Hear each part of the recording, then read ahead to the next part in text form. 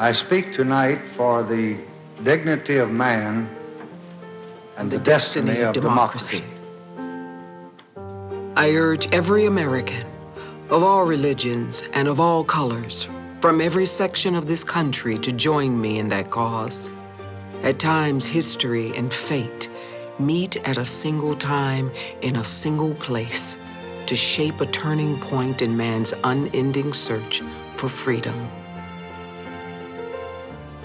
Long-suffering men and women peacefully protested the denial of their rights as Americans. For the cries of pain and the hymns and protest of oppressed people have summoned into convocation all the majesty of this great government. In our time, we have come to live with moments of great crisis. Our mission is at once the oldest and the most basic of this country. To right wrong, to do justice, to serve man. There is no Southern problem. There is no Northern problem. There is only an American problem. We are met here as Americans to solve that problem.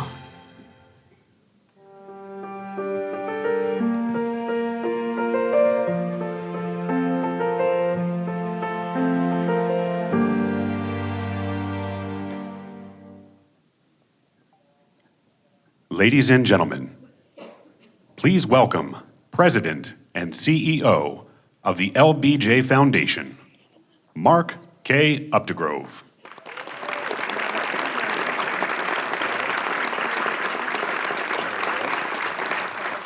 Good evening. And welcome to the closing event to the Summit on Race in America. Yeah. 5 years ago today, we concluded the Civil Rights Summit, commemorating the 50th anniversary of the signing of the Civil Rights Act of 1964, the first of many advances on civil rights made during the presidency of Lyndon Baines Johnson. On that occasion, President Barack Obama stood on this stage and sounded a warning. History travels not only forward, he said, history can travel backwards. History can travel sideways. It is our hope that this summit in some way helped to push us forward on the pressing issue of race in our nation, just as President Johnson would have wanted us to do. The LBJ Foundation has many people, institutions, foundations, and corporations to thank for the last few days. Thanks to our sponsors who gave generously to make this happen. Thanks to our partners at the University of Texas and the LBJ School of Public Affairs. Thanks to our outstanding participants. Thanks to all of our volunteers who gave generously of their time to help us stage this. Thanks to our vendors. And finally, thanks to the staffs of the LBJ Foundation and the LBJ Library. Will you please join me in giving all those folks a hand? Thank you.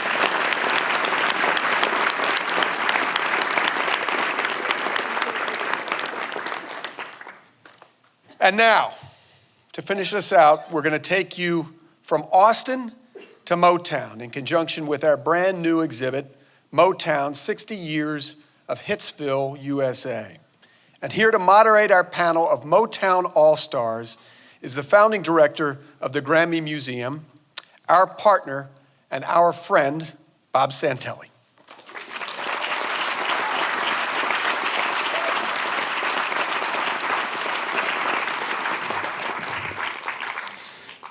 Thank you and good evening. Good evening. You might say we've saved the best for last, but that's not true. It's also not fair. I think if you were here for the past 3 days, you would agree with me that every panelist, every person who graced this stage was truly exceptional, truly awe-inspiring, and just something that happened today that in your minds and mine, and hopefully the nation's, we made a little history. Wouldn't you agree?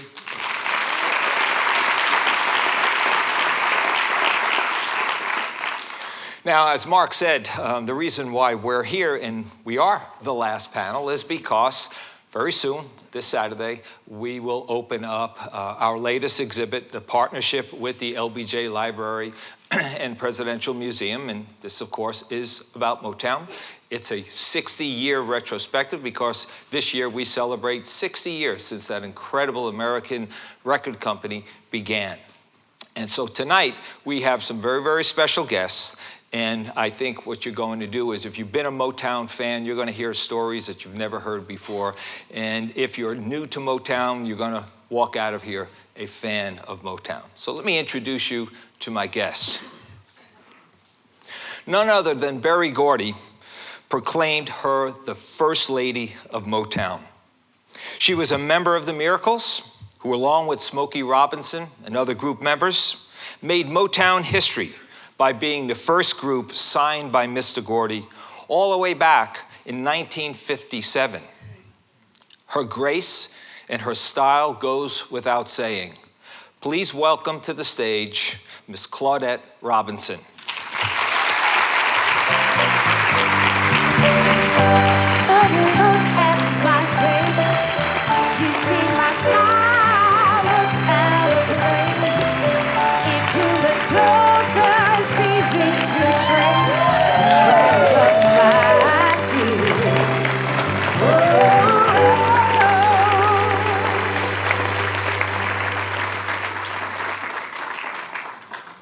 Think about absolute soul and some of the very best harmonies of not just the 1960s, but of any decade.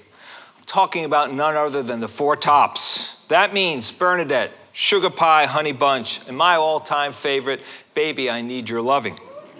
Please welcome to the stage founding member of the Four Tops, Mr. Duke Fakir.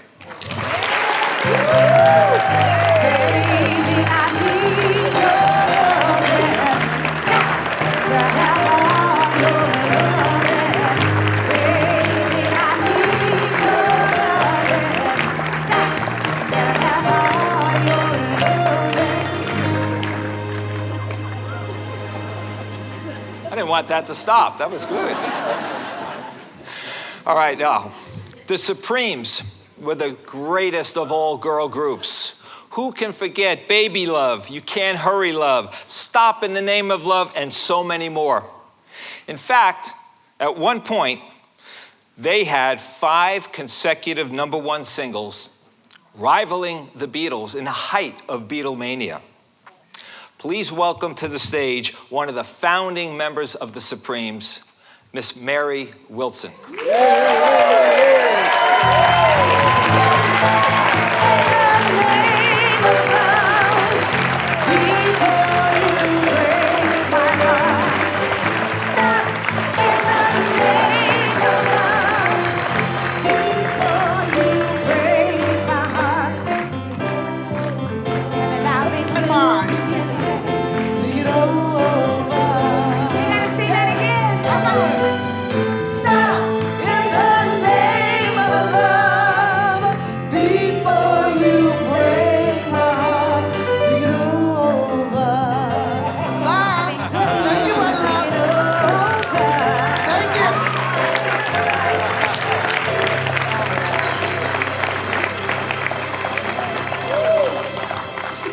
Okay, please have a seat. Well, that's a good start, wouldn't you say? Yeah. Wow. Yes, but you know what? I didn't get a chance to sing all my background parts. I know. You know, like the oohs and the ahs, the baby, baby, babies. That's the next panel. But don't be laughing, because I was laughing all the way to the bank for about 55 years.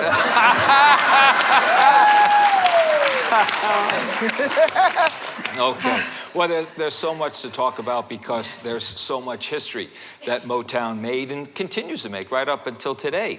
So I want to go back in time, and I want to ask the question, because a lot of people ask this question of me as a music historian, and probably of you too. It's the 1950s, the late 1950s, and it's Detroit. And in Detroit, we have a lot of talent, obviously, because Berry Gordy, who will ultimately sign all of it and take it out of Detroit into not just America, but the entire world. My question is, was this unique to Detroit, Or was it where you could go into any black neighborhood in the inner cities, anywhere in America, and find the same kind of talent? What do you think, Duke? Let's start with you. Well, actually, you could find that kind of talent in all of these cities. But what they didn't have in most of the cities was a Berry Gordy with the vision. And he built little by a wonderful little seed that he had planted in the ground and built it into a global flower. Yeah, you know, you need somebody to cultivate all the talent out of the cities. Because there's a guy that lived right next to me, sang me under the table. But he wasn't as fortunate, he wasn't as blessed, or maybe he didn't quite know how. But the talent was definitely there, and in all the cities it's still there. Yes. You know, because in New York City, you had Frankie Lyman and the Teenagers, and they lived in the projects. Right. So you did have talent everywhere. Yeah. But as Duke said, it was Berry Gordy with his Dare to Dream thing, and we all kind of went to Motown. So we had a place to go. So I think that's the difference. We had a place to go. He had that vision. He could articulate that vision, and he carried it out. And one of the reasons why he carried it out really goes back to the miracles and all the way back, as I said in my introduction, to 1957. We are celebrating the 60th anniversary of Motown, 1959, but your relationship with Berry Gordy goes back to 1957. How did that happen? How did you meet Berry Gordy? Well, actually, we met Mr. Gordy in 1957. We had gone on an audition. I went with the four guys. My brother originally had been a member of the group. The group at that time was called the Matadors. I had a sister group called the Matadorettes. Prior to that, my brother had a group called the Orchids, and I had a group called the Orcherettes.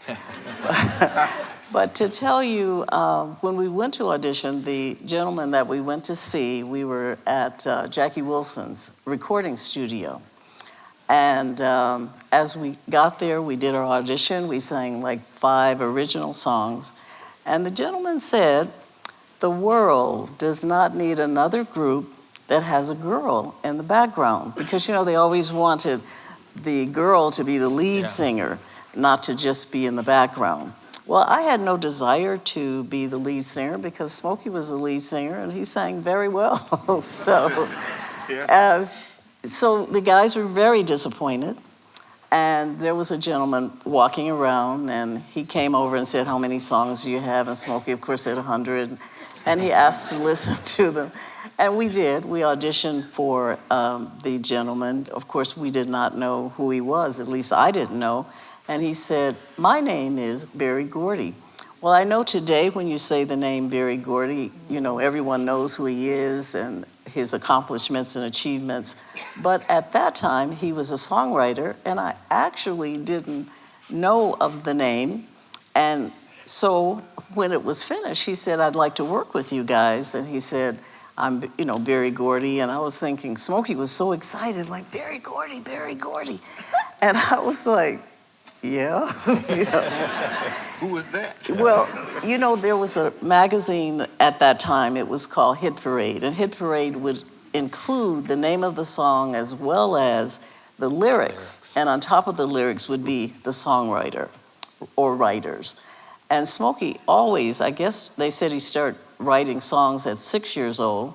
And so he knew Mr. Gordy's name. He wanted so much to just get into this business. And Mr. Gordy, when he said that he wanted to work with us, that's what we did. We started working with him. We didn't have a name. Mr. Gordy said we need to have a name that would suit a group that had a girl in it, because Matadors wasn't going to quite make it. So we all put names in a hat, really a hat. And so the person that pulled the name out of the hat was me, and that name became The Miracles. Yeah. And that's how we became The Miracles. The Miracles. Now, Duke, even though this is 1957, your group has been around a while already. Yeah, so take it back. We actually started in 1954. Wow. And we started with a different name than the Tops. We started as the Four Aims, because we didn't want our name to be anything other than to show people that we were aiming, shooting for the stars, and that we were trying to climb those ladders, you know. But when we had our first recording contract, which was in 1956 with Chess Records, the Four Ames brothers were very popular at that time. And they were a white group. So I told Phil Chess, I said, look, man, people gonna know the difference. It don't matter. We don't need to change the name. But he said, no, we have to change the name. So our musical director, his name was,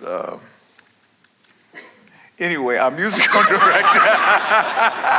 Lost the history. His name was Maurice King. He asked the question, well, how did you come with the Four Aims? I said, well, we were shooting for the stars. We're trying to get to the moon. We want to be on top of the show business. He says, what about the Four Tops? Everybody looked at each other, feeling, they're shaking their head. We all said, okay, let's go. And that's how we got the name, the Four Tops. Now, the Supremes also have a backstory in terms of a name as well. You didn't start out as the Supremes, right? No, and I actually should tell you as well that it was Eddie Kendricks and Paul Williams who they became the Temptations, but they were originally the Primes. The Primes. And so when we went to audition for them, they gave us the name of Primettes. And as Claudette was saying, back in those days, you had to say if you were a girl or a guy. And so this way, everyone knew if you had an X or a Rel or whatever, you were a girl. And so that's how we got our name, because we were named after the Primes. And it was amazing because when we went to Motown to sign our first contract, and when we started, we were only 13, 14 years old, okay? So, but by the time we got to Motown, it was, I think, around 1960 or 61. So we wanted to sign our contract, and Mr. Gordy said, okay, you can sign your contract, however, you gotta change that name. I don't like that name. Well, are there any lawyers out there? Okay. Here's the thing. At 16, we did not read our contract, okay? We were like thrilled to be there. We would have signed. I would have given away one of my 11 grandchildren to be at Motown, okay? That's how much we wanted to go there. We didn't care about money, we just wanted to be there. And so Mr. Gordy said to us, okay, sign the contract. And he said, did you get a new name? And we said, oh, do we really have to change our name from the Primates? He said, oh yeah. So Florence Ballard was almost like Claudette, was the one who pulled the name out of a bag, a brown paper bag or whatever, and it was the Supremes. Well, Diane and I and Barbara Martin, who was in the group, because we were 4 at the time, did not like the Supremes because it sounded like a building. You know, we're girls, we're girly girls, right? So, but Mr. Gordy said, oh, well, you gotta have a new name. So Florence says, well, I call it the Supremes. So Florence was the one who named our group. And about the lawyer bit, let me tell you why, then I get off this. I have to do this. I write books and I write the real stories, you see, so people, anyway, here we go. We did not read the small print at the bottom of the contract that said, and any new name you would, any fictitious name you'll get, the Motown owned that name. So they ended up owning the name Supremes, which we really didn't know until like years later that we did not own our own name. So I regret that. Yeah. Any lawyers who want to take on my case? One thing I'd like the audience to remember, this was in the 50s, folks. Yes, that was another world altogether. A lot of you can't even imagine what it was like back then. Mm-hmm. You know, it's not the big, busy show business that it was. You know, it was black and white TV. It was all kind of things that you maybe a lot of you don't even know about. So just kind of put yourself back in the mindset of when we started, which is all back in the 50s, another world completely. And all we wanted to do was sing. And you know, today everyone wants to get into the business because they want to be stars, and everybody thinks that they're stars, right? Back then we were like black kids. We just wanted to sing, right? And it was amazing because I would have done anything to be at Motown. They didn't have to pay me anything, you know. I just wanted to be up there and sing. So it was definitely a different world, and we did not read the contracts. The contracts were really horrible, I gotta say, you know.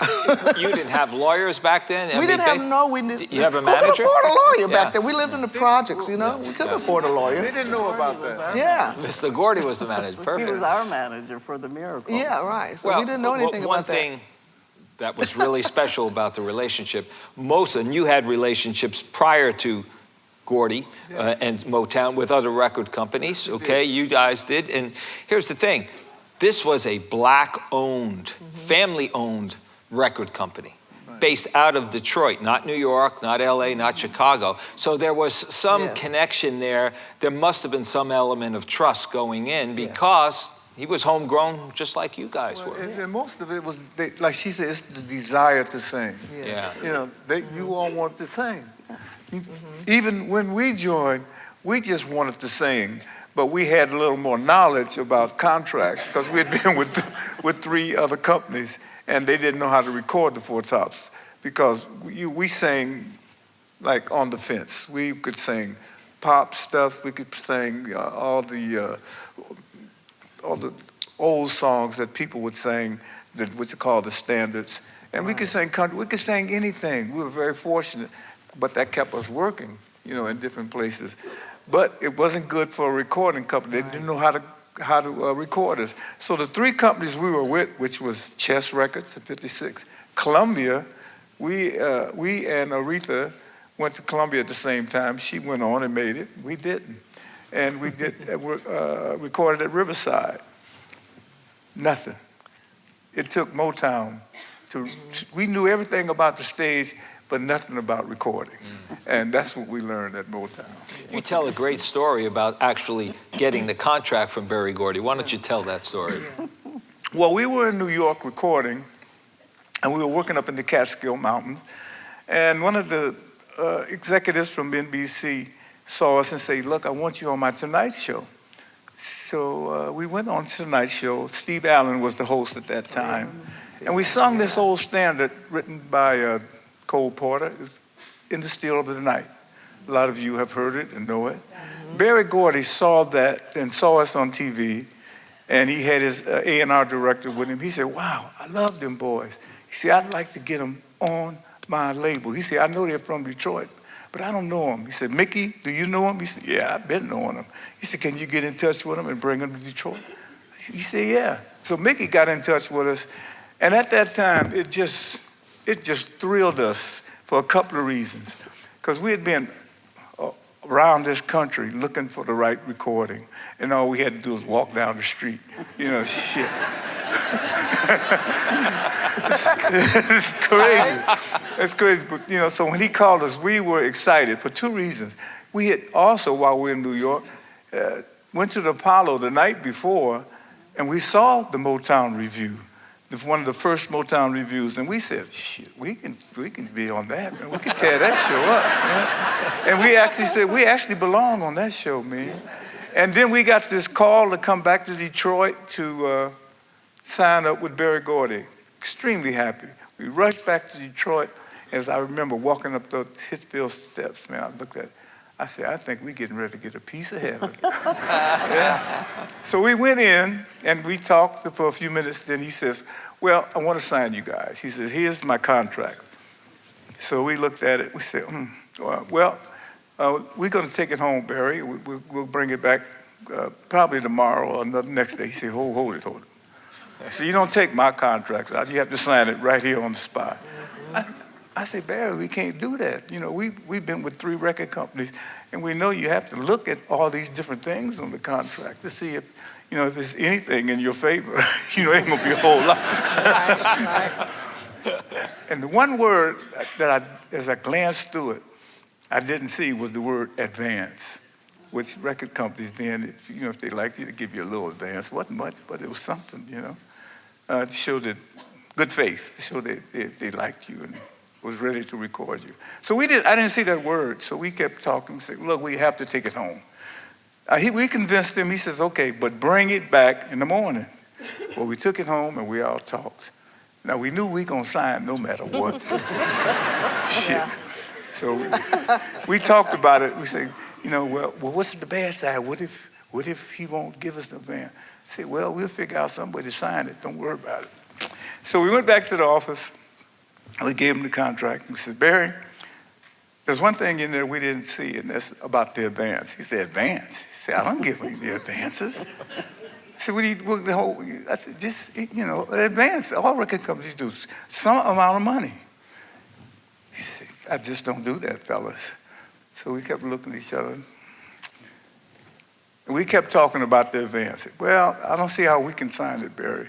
You know, I'm just talking shit now. You know, I'm just. And so we kept talking. And we was holding our head down, everybody looking sad. We were good actors.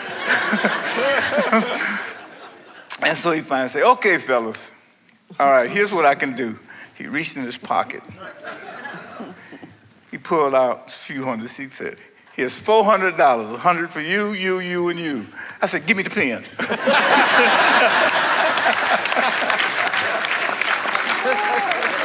Yeah. So did the Miracles get $100? Did the No, Supremes? actually, we didn't get any advance. Yeah. The other thing is that when we started with Mr. Gordy, there was no Motown. There was no Gordy, there was no Tamil, there was no label yet. The label didn't actually start until January 12th, 1959. And we had started with Mr. Gordy being our manager and road manager, agent, whatever it might be. And it was, we probably were one of the few acts that actually, we the Miracles, we actually gave him 10% of our income whenever we had an income.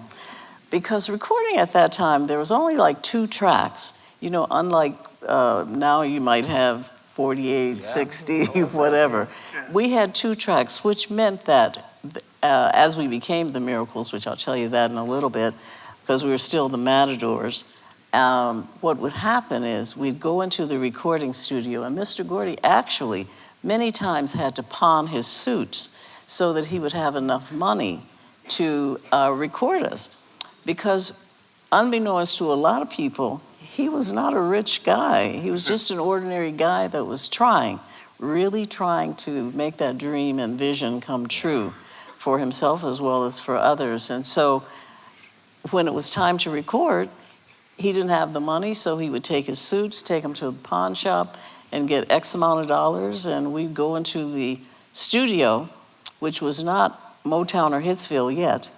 And what would happen is sometimes it took all day long to record one song, because with only 2 tracks, if the group messed up, then you had to start all over. Yep. And if the band messed up, you had to start all over. So even just one mistake was one too many, because it was just really difficult. And when I think, so we did not have auto-tune like people have today. That's some of it written into their contracts. You know, we didn't know anything about that. We knew that you had to sing on key and harmonize and have a blend. And if you didn't have that, you had to try again. So it was, I can tell you that each and every one of the Motown acts, all of them, had to be able to sing. And we, when we finally became the Miracles, if we had not been able to sing, Mr. Gordy actually never would have signed us on in the first place. Because he really believed that you should have talent, you know, and not just be somebody that went to the shower or something and just thought you're great. Because today, many of the artists, you know, they're beautiful or handsome or whatever, and that's what a lot of the companies go on, is their looks rather than their talent. Even though I must tell you that there are many, many talented people out there today, so I'm not trying to undermine the great talents of today, because I enjoy them very much, many of them. If, let's put it this way, on the outside looking in, it seemed like the Supremes just came and just exploded on the scene. Not true. Not true, right. The group actually had a nickname at Motown, didn't it? Well, no, but I gave them the nickname. You gave them the nickname. Let me tell you a little bit about how we started singing, okay? We're the Primates now, and we would do a lot of record hops. How many people out there old enough, you remember record hops? You know, the DJs would play the record, okay. So we would go there, and we would sing, you know, we would do our few little songs, and our guitarist, Marvin Tarplin, would play the guitar, and so we do all these kind of shows. But pretty soon, we were working on these record hops with other artists who were recording. And we looked at each other, we said, wow, maybe we should do that. Maybe we should record. Now, we're about 15 years old now. And so we heard the Miracles on the radio, Get a Job and all those kind of things, Got a Job, whatever. And we said, Diane said, well, you know what, I know Smokey from another neighborhood. Maybe we can call him up and see if he can, you know, get us an audition. And so we did. We went to Claudette's house, and all the Miracles were there. It was Bobby Rogers, Ronnie White, Pete Moore, and of course Smokey and Claudette. And so we're up there singing our little songs. Florence said, you know, the nighttime is the right time. Sing it, baby. And yeah, you know. and Diane was saying, there goes my baby. And I kind of sang all the ballads. I'm still a ballad singer, but anyway. So after we finished singing, Smokey looked down at our guitarist, Marvin Tarplin, and he said, hey man, he said, you sound good. Can you hit this note? So can you play this? So Marvin started playing it. And then he says, we're going out on a date next week. Can you go with us? I love to tell this because Claudette, she said, yeah, they stole our guitarist, okay? But the beautiful part about it is that Marvin went on to write many he co-wrote many of the songs that the Miracles did. And so it was really wonderful. However, out of that, we did get an audition with Berry Gordy. Now, here's my other story about that. So we go to Motown now. We got this audition with the, you know, up there we wore matching skirts and the whole thing. We were still 4 girls, too, by the way. Barbara Martin was with us. And so we auditioned. We sang those songs on, you know, the nighttime, you know, and there goes my baby. We did all the songs. And Mr. Gordy looked at us, and he looked at us. He says, well, you know what? Maybe you girls should come back and see me after you graduate from high school. We were so disappointed because, you know, we really felt we were good. We knew we were good, let's put it that way. And so we decided, okay, so we went out the door, and I remember Florence said as we were walking out, she said, it can't be that great if they don't know how good we are. Now, we're not even 16 years old yet, okay? And so what we did, we went to another company, Lupine Records, and we recorded with Wilson Pickett. We background for the Falcons and all that stuff. And then we said, you know what? But it's not like that Motown. That Motown was really, you know, they look like they are really doing something good. So we went back to Motown. We sat outside on the lawn. And if Marvin Gaye came by, we said, hey, Marvin, how you doing? Oh, Claudette, hi, Claudette! You know, Mary Wells, ooh, Marv Johnson. So we were just like 4 girls just acting like teenage girls. And pretty soon, someone came out of the Hitsville, and they said, producer said, our hand clappers are not here. We need some hand clappers. We said, we'll do it. That's how we got into Motown. So we got, just a little bit more to this story. So we got into Motown. And we were like, ooh, we're here, you know. And then one day, Mr. Gordy said, you know, you girls seem like you're really serious. I think I'm gonna sign you to the company. And that's when we went in and got that horrible, that fake contract. Did I really say that? Yes, I did. But that's how we got into Motown. So they didn't find us. We found them. There you go. Studio A. It's okay. It's no hand claps because, see, I've written 3 or 4 books, you know, and so it's all in there. If you want to hear the story, read that. That's a real story.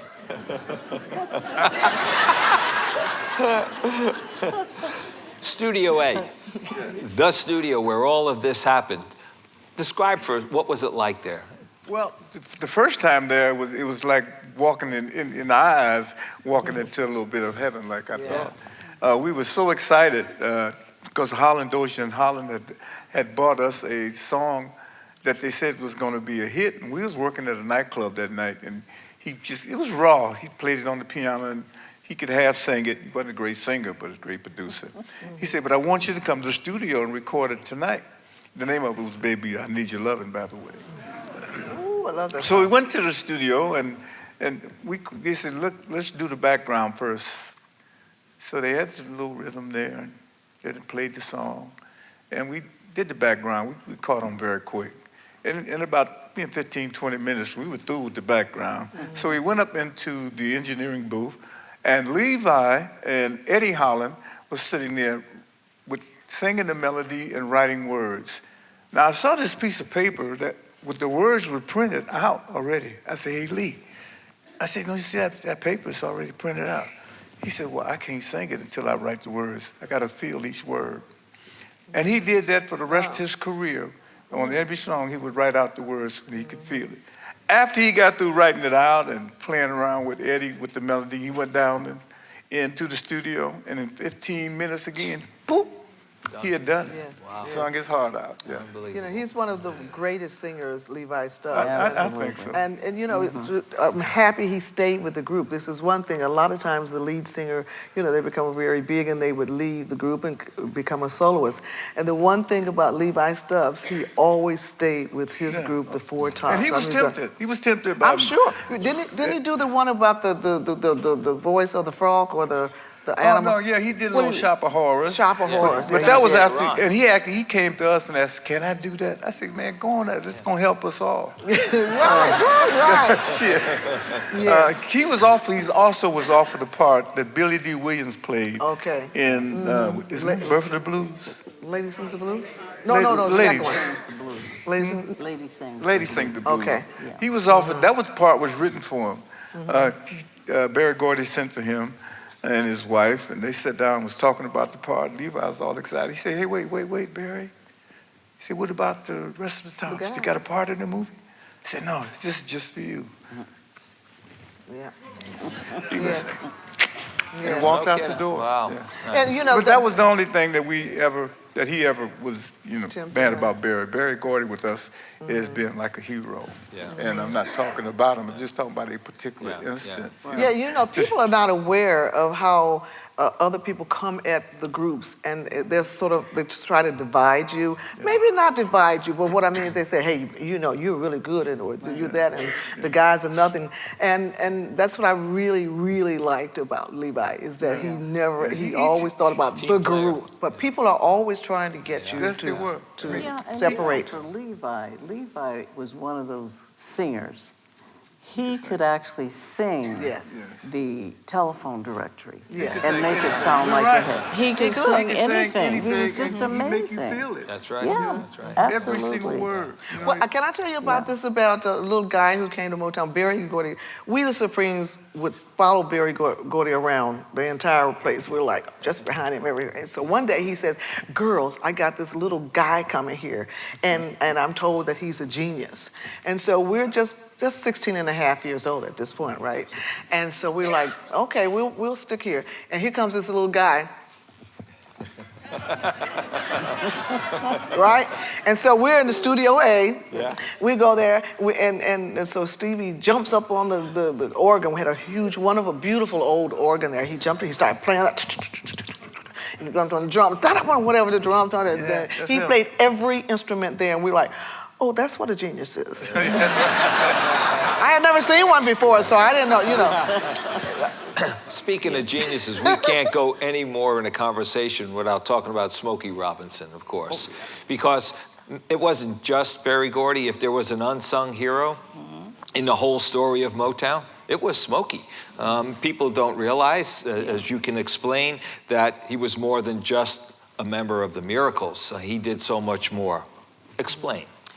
Well, Smokey had that God-given talent from the beginning.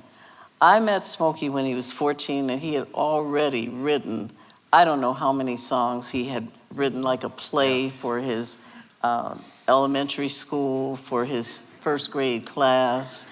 And so he was always geared towards show business some sort of way, and his writing abilities is really uncanny because he has such an easy time of writing, even though some songs would take 5 years and some would take 5 minutes.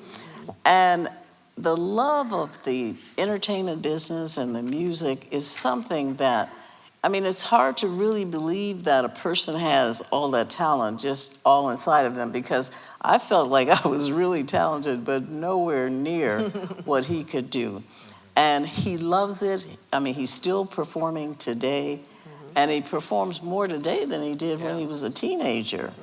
And he loves his crowd, he loves the people, and he just, I'm gonna say, out of all the people that I've known in my lifetime, he really is geared towards that. If you want to put genius, that name would probably be genius in the dictionary, and on the side of that would be the name Smokey Robinson. That's right. Here, here. Yeah, So. he's amazing, really, you know. I only wish I could do that, but you never know. Maybe it's still time. So, Bob, can we talk about another genius? First of all, I want to say how many geniuses we had at Motown Record. I mean, for me, if you can name Marvin Gaye, okay?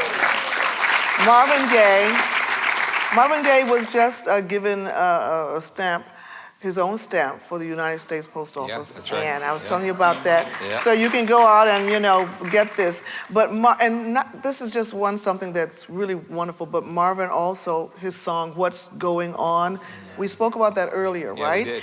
Here's a song that probably was a thought, or the thoughts that most of us had about what's happening in this world, on this earth, you know, those kind of, if you're mature enough. When I was younger, maybe I didn't, but now that I'm 75 years old, I think about things that are very important to humanity. And when you think that about the people that we had at Motown, like a Stevie Wonder, like a Marvin Gaye, who created, and like a Smokey Robinson, who created Hallelujah Holland, you know, who wrote all of our 12 #1 records. All of these great, Norman Whitfield, you mentioned Mickey Stevenson. There was so many talented people there. And at 16, when we got there, I mean, it was just amazing. I was in awe of this. It was like a musical Disneyland or Disney World. All of these people were there. Sometimes people categorize us and put us all under this umbrella of a Motown, but I think we should be more conscious of the individual artists who were there. Like I mentioned, we have Martha and the Vandellas, we have the Velvelettes, we have Mary Wells, Marv Johnson, we have all these wonderful artists who people have been listening to them your entire lives, a lot of them. I heard someone say we were the soundtrack of our lives, especially here in America and around the world. So I guess the point I'm trying to bring up is that we really were very blessed, as Duke said earlier, to have been not only in that environment, but to be in a place where Berry Gordy did, his dream was that. But we each brought our own dreams. We were the Supremes were 3 little black girls who dared to dream at a time when, you know, we weren't even citizens yet. You know, and so we became stars, you know, and when the Civil Rights Bill was passed. Oh, and I have a picture here of us with LBJ too. This is back. So when was that? Tell that story. This actually was in the White House with LBJ, and it was 1968. We also endorsed Hubert Humphrey. But I don't want to talk too much about what we did, but the thing is that we were in an environment where we were nurtured. We had an etiquette teacher. You mentioned Maurice King, our musical director, who really was a big band leader back in the day. Charlie Atkins, our choreographer, he actually worked the Chilling Circuit. He was in the vaudeville Atkins, Coles and Atkins. So we were surrounded by many wonderful people, talented people. And what they did was they not only nurtured us, but they shared because these were people who kind of retired from, they were black people who had retired from show business, but they taught us. I don't think we had that today. Let me explain that. Yeah, you explain something to me, honey. What Berry Gordy did, what Berry Gordy did, I just wanted to get a word in.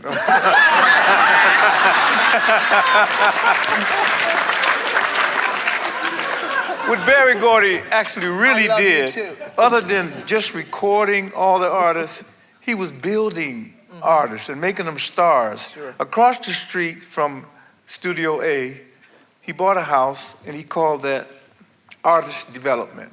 What he did with artist development, he bought a woman, Maxine Powell, to teach the girls how to dress, sit, talk, eat, all that. Charlie Atkins to teach us how to dance. Yeah. Maurice King and Gil Askey to write arrangements for him. Because these were kids that had not been out on stage working. And so somebody had to teach them, this is the type of clothes maybe you should wear. This is the steps you could use with this song that you just had. Maurice King would write the arrangements. And he would build and help create this wonderful movements and wonderful sounds other than just raw, throw them out there on the stage with a hit record that never been out there. Taught them how to walk on the stage, how to get off, how to do this. Artist development, nobody was doing that, and nobody's doing it now. So he was building stars. And it really paid off, thank you. That's right. And you know, you mentioned our person, you mentioned Mrs. Maxine Powell. She was one in the artist development department. So we would record, and this is when we were still the No Hit Supremes that I call. And the reason why I call it No Hit Supremes, right. because we were the last people to get a hit. And I knew, and we thought we were cute. You know, we were like really girly girls. Yeah, we were. I mean, I'm saying. After you. That's okay. We got to hit the same time actually. But anyway, so the No Hit Supremes, I knew that they were talking about us behind our backs, right? Because me, Diane, and Flo, we were really like, cute. And so I said, they're talking about us behind our back, and they said No Hit Supremes. However, Mrs. Powell in the artist development department was the one who really helped us. She taught us, she said, one day, you girls are gonna be singing before kings and queens. And we're like, queens, only queens we know are, you know. Anyway. Right? And so, seriously. And so she taught us how to sit, you know, with your knees together and how to sit like here and how to get in and out of limousines. Now, we didn't know anything about limousines unless you died, right? That's the only kind of, we're talking, like you said, this was back in the mid-60s, the early 60s. So we didn't ride in limousines. We just saw them when, you know, the funeral home. But anyway, she taught us one day how to get in and out of the limousine. May I demonstrate for you? Okay. So, when you're approaching the limo, and you know, imagine the paparazzi, they're coming. So we're coming like this. So the way you slide in like this, and you do like this, and then you do like this. So, okay, now at the end of the day, after we have gone to her class and the whole bit, she went to get in her car, and here she did. She was kind of a little, you know, had a little, so she gonna,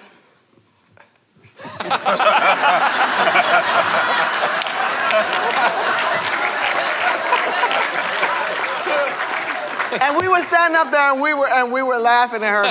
So she said, see, that's what I'm talking about. But it all came true in our lives later on because, you know, we knew then when we started hanging out with Princess Christina in Sweden, England, we did a command performance with Prince Charles, the Queen Mother.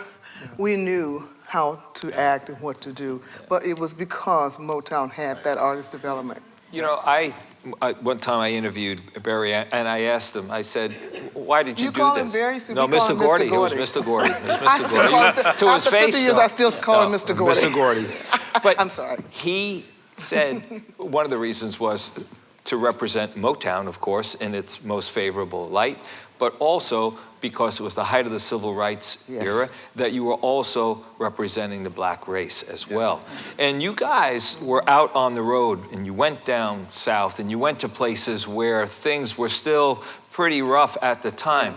Are there any instances where you could do, or you saw the music acting as the great unifying force between black and white? Oh, there was quite a few times. I know you remember quite a few. Well, Claudette and I were on the same tour when that happened. Is that when you're talking about how to get in a car or any of the other things that were to give you grace and charm and all, we, the Miracles, didn't have that in the beginning because it hadn't started yet. Artist development hadn't begun. And so our very first date at the Apollo Theater, we went on stage and we thought we had this routine together. Three from stage right, 2 from stage left, and it said, "Ladies and gentlemen, the Miracles." We got there, got to the center of the stage, and clapped, stopped the music, and we clapped for the next 12 hours. That was our routine, and we thought we were going. So the gentleman called Mr. Gordy and said he wanted his money back.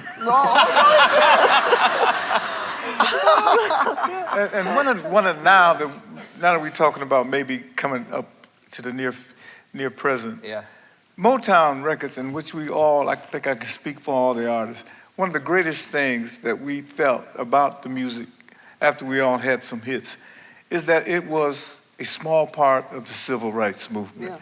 At that time, whites started buying our records, what that had never bought black records before. While Martin King was slowly marching down the street, our music was seeping out of their houses, out of the kitchens, out of their basements, and then they see us on TV, and it was like, oh wow, they look okay, they're great. And I think, I'm sorry, I didn't that's okay. I got a story, but hurry up. And I think it kind of just softened the blow of the civil rights movement. So we're all very proud that we were a small part of that. And now for the future, thank you. And for the future, I've been thinking, this world is kind of in an uproar. And music is the universal language. Everybody, even, we've been to places where people can't speak English, they sing the shit out them songs. Excuse me. It's true.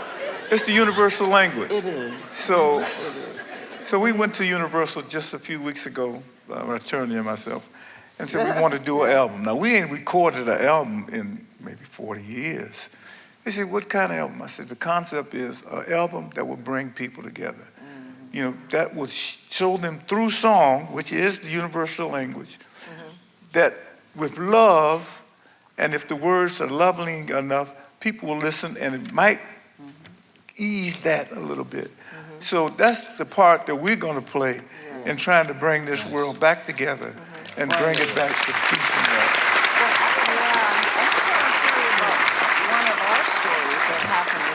We were down south on tour, and as we, they would divide the audiences, put a rope down the center if it was that type of venue. If not, whites would be downstairs and blacks would be upstairs. Correct. Or it'd be the other way, where they put a rope down the middle. Blacks on one side, whites on the other. Well, for one of our dates, Smokey said, we are not playing this date unless they take that rope down, because people need to come together and enjoy this music. Because often the young people would tell us, we have to sneak and play your records because our parents don't want us playing that music, that type of music. So it began, it was a slow start for what was happening with the people and the music, but finally it got to a part that on that particular day, they moved the rope because the police officers would be there with billy clubs. And if you changed or went over to the other side and you weren't of that color, he would hit you, So, of course, nobody wanted to do that. But what happened is, because Smokey said we're not going to play that date and they took the ropes away, that was the time where people were once starting to come together. And one of the things of coming together, they started dancing with each other. They started laughing and just having a great time. And it was kind of like the start of people knowing that it doesn't matter about the color of your skin or your nationality or any of those things that people put into place that are supposed to make a difference. Music is such a healer, and it combines so that people can enjoy the music and not care about, what you look like or what the color of your skin is or anything else. They just want to have a good time. And as Can a you result, dance? many times they couldn't. We had. Well, you know, the other day, the young man, Brian Stevenson, I think, spoke. And he was absolutely wonderful. But he told a story that happened to him, he and his sister. And I couldn't wait to talk to him when he got backstage, because I said the same thing happened to us. Now, I'll tell you the story briefly if I can. Okay. Anyway, so we were on a Motown review tour, motor review tour, and we went through the South, and so I think we had a day off, and everyone said, okay, we're gonna stop at this motel and just kind of cool out. So we pull up to the motel on this raggedy bus, and someone said, there's a swimming pool out there, and we're there. Really? So everyone ran up to their rooms, put on their suit, and then ran down to the pool and jumped into the pool, right? And all the white people jumped out. I'm serious. All the white people jumped out. All the black people jumped in, who was on the bus with us, of course. And so then there was a little transistor radio on the side here, and Stevie Wonder was on the tour too. And I remember that they were playing his record on the radio. And one of the people on the side said, that looks like that. Oh. They jumped back in the pool. and we partied the rest of the day together. So as Claudette was saying, music is sort of like an ambassador, and it has brought people together. I know people have listened to the music a lot of times, and they didn't even like black people, but the music was soulful, you know.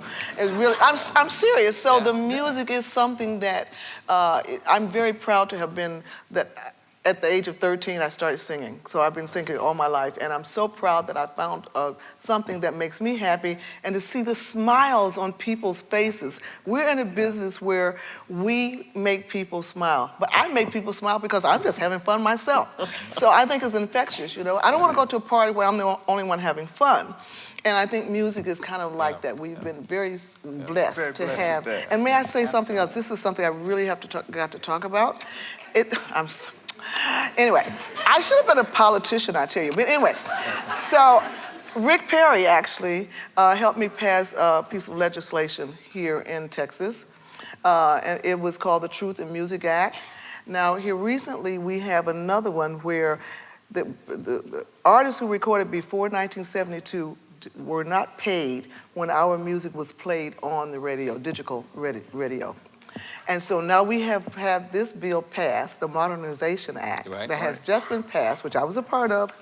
Which I was a part of. And you were part of too. And a lot of people. But wait, guess what? It was passed 100% in the House and 100% in the Senate. Exactly. So we're very proud of that. And that was a law that we had lived with since 1909. So, yes. We have been for years trying to get that broken. So we got it and passed. we finally got it done. So I want to say I'm very happy that now a lot of our artists who passed will not receive this, unfortunately. But their estates will. Their estates will, but I'm saying, I'd rather have something in my estate. But anyway. So I just only wanted to bring that up because you see, a lot of people were not aware that that was going on. They thought every time you hear our music that we were being paid. It's not true.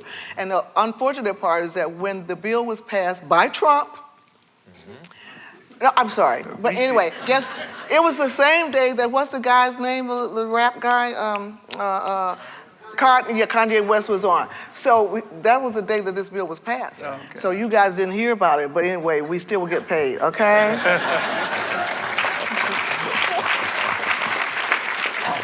And of course, it's mostly for the next generation. You know. No, we get paid. Are you kidding? I'm getting paid. Wait a minute. We getting back I'm trying to be humble, baby. Don't be humble. Hey, look. No, it's not. Here's what I think. I think it's time for us to stop being humble. We worked hard for it. We went through a lot of things. Oh, look. I know you did. You know I did. I know you did. So I fought hard. Thank God. We would go to Washington, and they would have some lobbyists go with us to talk to the representatives in the Senate. It got so that we were so honest and real with it. Yeah. The lobbyists would take the back seat and say, come on, you just go ahead and start talking. Right. And they, because it was fair, Yes. and we come from the heart, and they just kept nodding their head and say, okay, I'm gonna vote for that. blah, blah, blah, blah, blah. So we fought hard for that. I just wanted to let the audience know that when they're talking about, or we are talking about the hard work that took place and how we kept enduring and continued because we love music so much. But there are many times that we were shot at. In fact, the other day, I asked Duke, I said, did Bobby ever tell you that on one of our road trips, we turned around and most of the guys were asleep except for the driver, and Bobby and I turned around and there was this guy hanging from a tree. And that is something that you never, ever forget. That image goes with you forever. And it's like you just don't understand, you know, because we were young and teenagers and we're wondering, why are people treating each other in this manner? Because probably the guy hadn't done anything other than be black. Yeah. And so it's like, I'm hoping, also praying that one day that we will all come together and just really appreciate people just as being people. And from the bottom of your heart, that you'll extend yourself to know that loving another person is really a good thing. You know, it has nothing to do with what your career is. It has nothing to do with the color of your skin or something. Just the fact that you are a human being. And if you did not know what color a person is, I'm sure that Stevie has some wonderful times because he's not looking at people by the way they look. He's looking at them, he feels their heart. And that's a great thing. Wonderful. Absolutely. It's wonderful.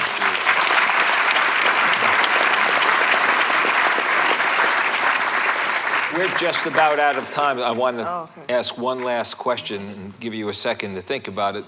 Because if, as we get toward the end here of the 60th anniversary, by the way, the museum, of course, will feature this exhibit. I hope you have a chance to go down and see it, because some of these stories are elaborated. There are other stories, great stage costumes. Thanks to all of them and many others, this exhibit came together, because without the cooperation of the artists of Motown, this could never have happened.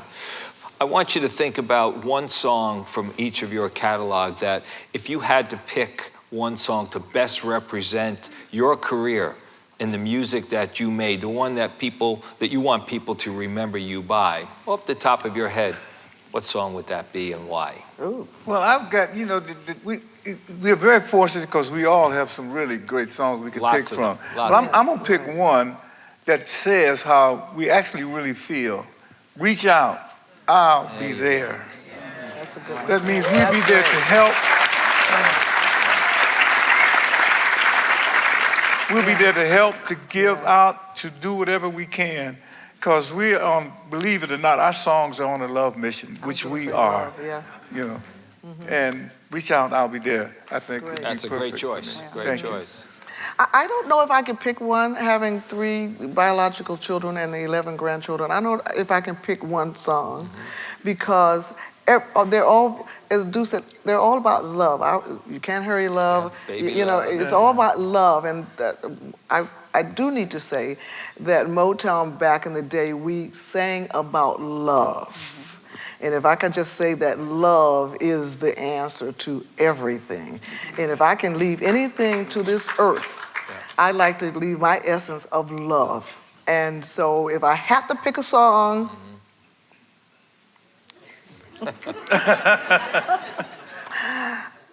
life's been good to me. Oh no, I don't know. I can't pick a song. Anyway, it's all about love. It's hard to pick one something, honey. I got so much going on. As a member of the Miracles, I have to also, one of the things that I was thinking about as everyone was talking, and I'd be remiss to not mention Bobby Rogers, Ronnie White, Pete Moore, along with Smokey, who really worked together. And those guys co-wrote many of the songs that you know, that you probably just think of Smokey as being the only writer. But we had some extremely talented guys. And of course, Marv Tarplin, the guitarist that she says we stole from them. They did. But I think that song, even though Smokey wrote a lot of love songs, because he's a lovable guy. And one of the songs, for me, personally, as a member of the Miracles, would be, and also his wife at the time, would be More Love. And that song was written especially for me because at the time I was going through some difficult times with pregnancies. I had a total, unfortunately, of 8 miscarriages, and they were long-term, 5.5, 6.5 months, and it was very, very hurting, and the song was written as a reminder of the love that he had for me. So that song was especially for me personally, but I'm sure that a lot of people could really relate to it as well. At least I hope so. Yeah, right. But I'm sorry. go I ahead. thought you were finished. I was just going to say that as she was saying about love, there's no feeling that I can think of that's better than love, or that can really heal your heart, things that you're going through, be it your health issues, because they have discovered that as a child, if a child is given touching, feeling, holding, and love, that they grow much faster, much healthier. And so I think that that's something that we, as now grown-up adults, should think about. Reach out your hand sometimes and just tell somebody that you love them. And just, sometimes people are going through things and you might think, that person is really being mean.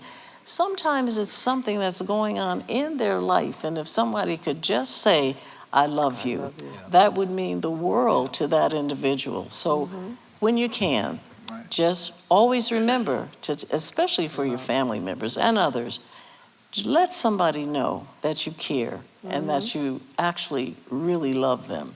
Yeah. It will mean, you just have no idea what that can mean to another individual. I want to say one last thing from me. That's right. And stop. In the name of love. There you go. That's what I mean. That's my song. Now, a lot of people, Finally. a lot of people probably wonder why we as artists, we talk about love all the time. We do. But listen to this. Every single night, I've been singing professionally for 65 years. Whoa. But I want to say, every night, I stand on that stage, I look out there, guess what I see? I see love. I see love. I see respect. I see a thank you. I see all those wonderful words. And I've been going through my whole life looking at people with those happy, smiling, loving faces given to us. Yeah. So it's only natural that we talk about love because that's what we see every night we perform. Yeah. And it's so easy. Some people can say, well, I don't know how you can talk about love, man. It's some funny shit out here. Well, that's why, because we see it all the time. All the time. And it's so easy to talk about it because it exists. And you could be a part of that just by giving of yourself. Like she said, just saying the word love is good enough. Berry.